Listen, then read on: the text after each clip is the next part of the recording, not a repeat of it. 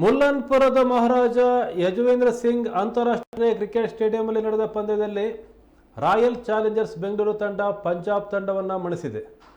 ಈ ಮೂಲಕ play of ಕಡೆ ಬೆಂಗಳೂರು ದಾಂಡಿಗರು ಹೆಜ್ಜೆ ಇಟ್ಟಿದ್ದಾರೆ. ಪಂಜಾಬ್ 158 ರನ್ ಗುರಿ ಬೆನ್ನತ್ತಿದ ಆರ್ಸಿಬಿ ಪರ ವಿರಾಟ್ ಕೊಹ್ಲಿ ಅಜೇಯ 73 ರನ್ ಗಳಿಸಿದರೆ ದೇವದತ್ ಪಡಿಕ್ಕಲ್ 61 ರನ್ ಗಳಿಸಿ ತಂಡವನ್ನು ಗೆಲುವಿನತ್ತ ಕೊಂಡೊಯ್ದರು. ಇನ್ನು 7 ಎಸೆತ ಬಾಕಿ ಇರುವಾಗಲೇ ಗೆಲುವು ಸಾಧಿಸಿತು. ಹಾಲಿ IPL ಟೂರ್ನಿಯಲ್ಲಿ ಆರ್ಸಿಬಿ ತವರು ಮೈದಾನ ಚಿನ್ನಸ್ವಾಮಿ ಕ್ರೀಡಾಂಗಣ ಹೊರತುಪಡಿಸಿದರೆ ಹೊರಗಿನ ಕ್ರೀಡಾಂಗಣಗಳಲ್ಲಿ ಆಡಿದ ಎಲ್ಲ ಪಂದ್ಯಗಳನ್ನು ಜಯಿಸಿದೆ. ಮಾರ್ಚ್ 28ರಂದು ಚೆನ್ನೈ ಸೂಪರ್ ಕಿಂಗ್ಸ್ ವಿರುದ್ಧ ಚಪಾಕ್ ಕ್ರೀಡಾಂಗಣದಲ್ಲಿ ಆರಂಭವಾದ ಆರ್ಸಿಬಿ ಚೈತ್ರ ಯಾತ್ರೆ ಚಂಡೀಗಢದ ಮುಲ್ಲನ್ಪುರದಲ್ಲಿ ಮಹಾರಾಜ ಯಾದವೇಂದ್ರ ಸಿಂಗ್ ಅಂತಾರಾಷ್ಟ್ರೀಯ ಕ್ರಿಕೆಟ್ ಸ್ಟೇಡಿಯಂನಲ್ಲೂ ಮುಂದುವರೆದಿದೆ.